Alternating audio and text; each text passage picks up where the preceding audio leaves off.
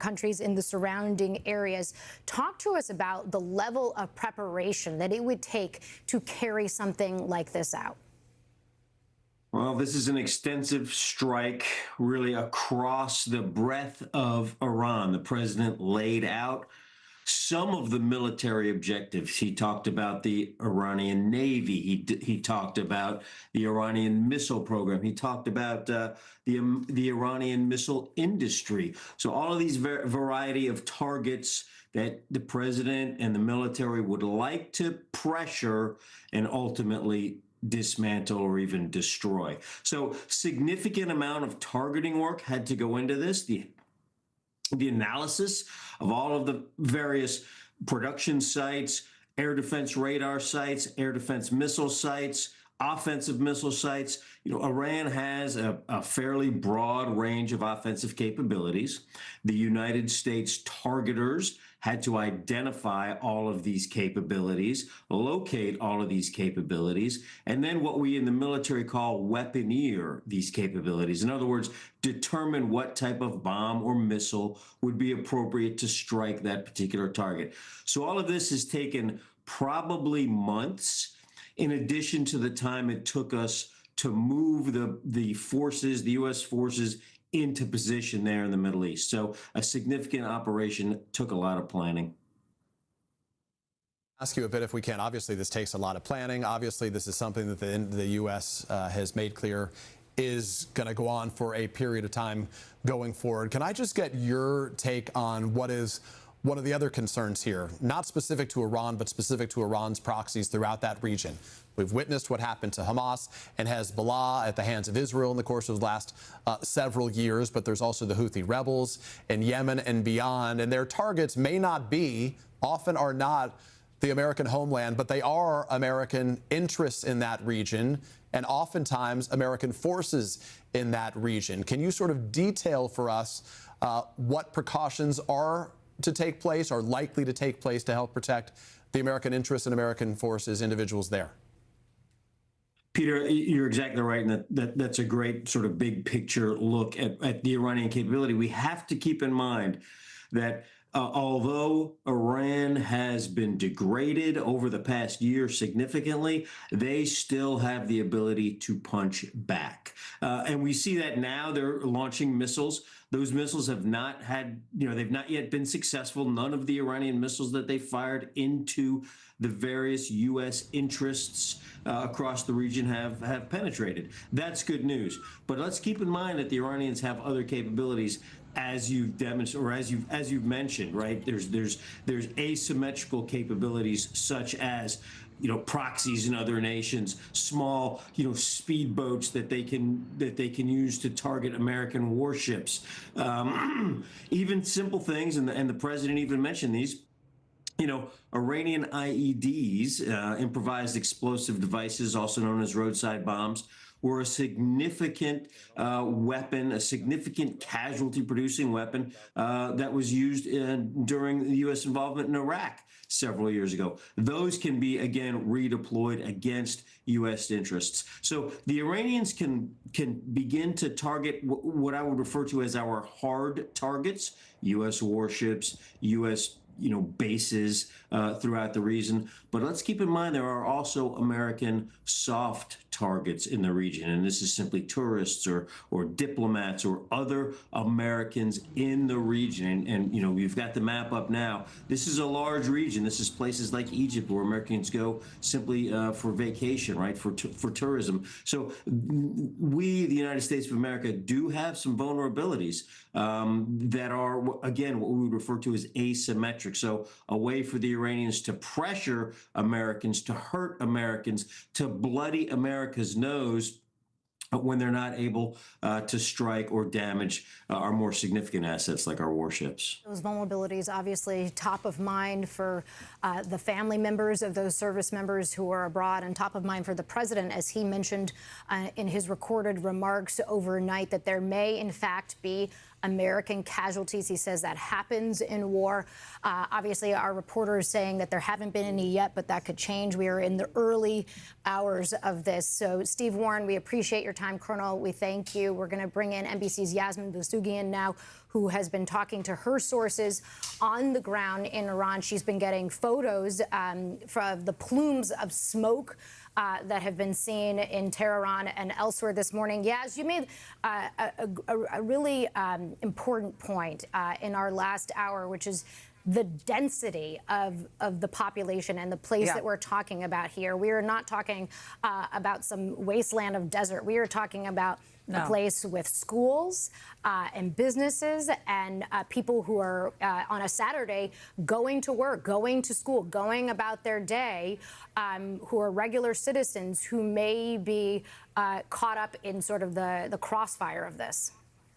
Yeah, I mean, certainly I think right now people are being told to shelter in place inside Iran, so many of them trying to avoid going about their day. And of course, this is a Saturday here. It's a weekend here in the United States, but it is a Monday essentially for Iranians. This would be their first day of work back into a new week after celebrating their Fridays off, which is essentially the Friday prayer celebration of Iran every week. And so a lot of Iranians now sheltering in their homes as they're seeing these plumes of smoke on your screen right now outside their apartments. I mean, you're right in reiterating the density of Tehran itself, comparable, for instance, to New York City, surrounded by mountains, right? You have the north of Tehran and the south of Tehran, often separated by the socioeconomic makeup of the people that are living there. But amongst all of these people that are living in Tehran are commanders in the Iranian army, are leaders in the Iranian government. They are ensconced within the people of Tehran. They are not separate from them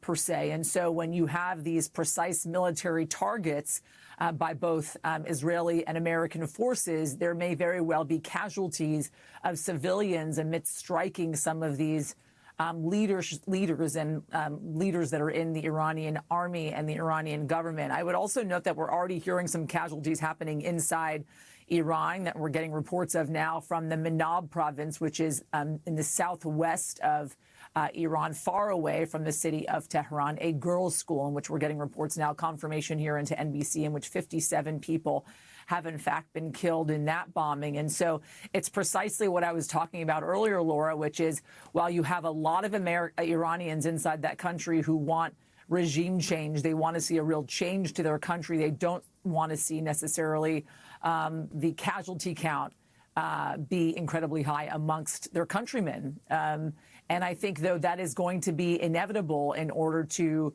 topple this current regime, who will very much fight to the very end before they go down. I think we'll be hard-pressed to find right now, certainly, members of, for instance, the Iranian Revolutionary Guard or the Basij forces, as Richard was referring to earlier, the domestic policing forces who would be willing to lay down their arms, as the president asked them to do in his address overnight. As of now, they are still very much loyal to the Iranian regime as we speak, although as the days and weeks go by, for as ever long as this goes on, they may very well hit that point. But for now, they're certainly very loyal to the Iranian regime and the ideology that the Iranian regime stands by. Now it's going to go down to the citizens of Iran, and if in fact they decide to lay their lives on the line again, as they have done many times before, in order to follow up what the Israelis and the Americans have now started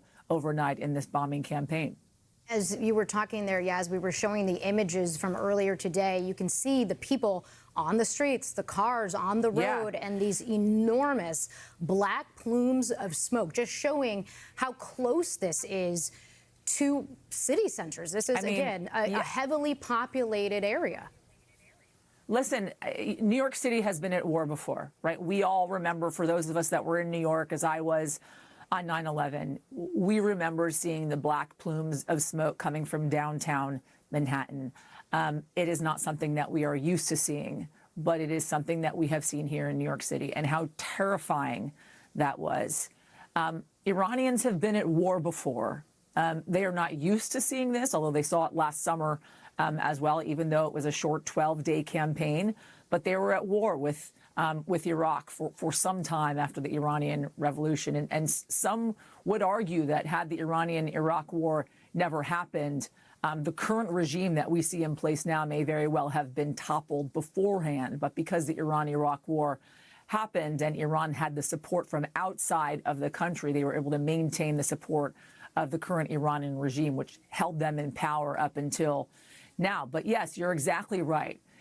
Again, speaking to the density of Tehran, people living in these high-rise apartment buildings, which many people do, by the way, these plumes of smoke, this bombing happening literally next door to them. And while they are used to seeing this type of thing, war, for instance, I also mentioned earlier when I spoke to you in the last hour how the majority of this country are under the age of 25 years old, right? They don't remember the Iranian Revolution. They don't remember the Iran-Iraq war. So this is really the first time they are experiencing the possibility of true prolonged war.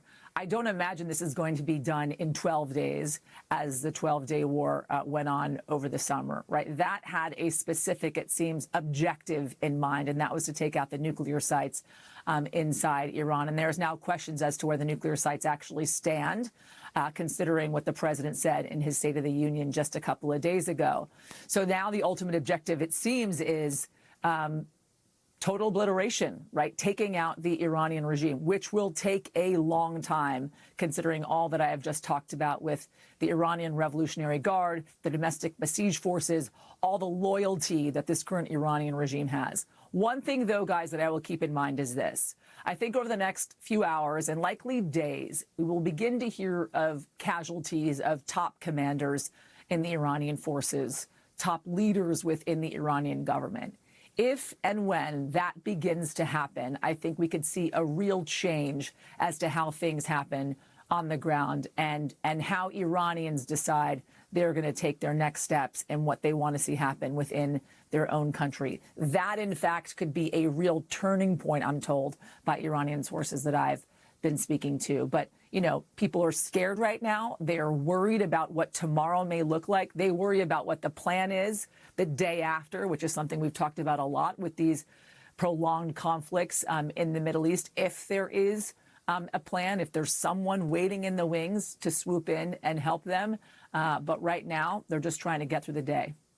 Yasmin Vasugian's keeping a close eye, speaking to contacts who are in Iran right now with the latest details of what they're sharing from their experience there. Yasmin, we appreciate you. We are getting a better understanding of the contours of the criticism, the political debate as well that's associated with what we're seeing right now from the president's allies, Lindsey Graham among them, saying that the president is demonstrating his desire of peace through strength here, praising the president for what he has done. From Democrats, we're hearing great frustration. Furious is the way that Andy Kim, a Democrat from New Jersey, described it. And now some are sharing some of the president's past words. This is from the president back in November of 2013, 13 years ago, when he was then criticizing the Obama administration. The president at the time posting on what was then Twitter, saying, "Remember that I predicted for a long time that President Obama will attack Iran because of his inability to negotiate properly, not skilled." There are going to be a lot of questions about whether there was need for continued negotiation. We know J.D. Vance had been meeting with the Omani foreign minister recently. We know that the president's son-in-law, Jared Kushner, Steve Witkoff, one of his close friends and his special envoy overseas, had been meeting with their counterparts as well in recent days. So ultimately, the question is, what specifically triggered the president's call to take this action alongside the Israelis this morning, the last day of February? We want to get to NBC's international correspondent, Matt Bradley, who is live in Tel Aviv. Matt, we were talking about the experience of those on the ground in Iran as we speak. There is a not too dissimilar experience on the ground in Israel, one that the Israeli people have become well seasoned in over the course of the last several years here. We have heard the sirens from above ground and in the skies above you. We have seen those white plumes that follow rockets either incoming or outgoing. Yeah, and I just want to show you a little bit about what we're seeing. And this is kind of how this process works right now and how it was working last year. I'm just getting on my phone, and just about every Israeli has this. It's a news flash that says, in the next few minutes, an alert is expected in your area. Now, this comes to give people time to try to find a place to hide or to go into a place like where I am now, Amman, which is where I think you'll find the majority of the Israeli population throughout the country right now, sitting inside of one of these rooms that's heavily protected, that are required by law for the past several decades to be built in just about every structure in this country. So we got this alert. That means that we're now waiting to hear the siren. That should come in the next couple of minutes. After that, we have about a minute and a half in order to find shelter. We are already in the shelter. So once we start hearing interceptions, which is what we heard the last time and the time before that, we'll know that there's another round of incoming attacks. So this is a place where we can stay for quite a while. We even have a ventilator back here, as I was explaining before, that presumably, in theory, would keep us safe from any gas or chemical attacks. But as we've heard from Yasmin Vesuvian just now, we don't really know what the contours of this are going to look like. Really dependent on how this goes from here on out is what we hear from these first rounds of attacks. Now, the Israelis have told Reuters and other news agencies that they were trying to hit top-level officials within the Iranian government. Now, a lot of Israeli media, a lot of the people on talking heads on programs, on Israeli news shows that everybody is glued to right now, they're saying that they truly believe the top-level officials in the regime have already been killed. This is based on the images that we're seeing aerially from above, showing that places like the mansion that the president or the top leader of Iran were living in, they look as though they're almost completely destroyed to the extent that it looks as though no one could have possibly survived. But we don't have any of this backed up. That is a working assumption right now that it sounds like we're hearing from the Israeli government. Clearly, this was an attack that was meant to try to affect regime change. We didn't hear President Trump saying outright that the United States was going to go in and change the regime, force them from power. We didn't hear that from Benjamin Netanyahu. But both men, in their comments over the past several hours, have made it clear that they expect to do a lot of the work and that they also expect the Iranian opposition to rise up and take it from there. They're going to decapitate the regime, and they're expecting opponents of the regime to spring a new head for Iran. Now, this is something that a lot of Israelis would certainly welcome. They have the confidence of knowing that they're able to swat these missiles out of the sky when they come flying back here. The question is whether the results are going to meet the expectations. There is no very well recognized and organized opposition group with strong leadership in Iran. Most of the opponents of the regime are operating outside of the country. So it's unclear exactly who would be able to stand up and fill the leadership void left by this enormous round of missiles. If this lasts for days or weeks, which is what we're hearing from the U.S., it could involve a more deep effort to try to depose the regime.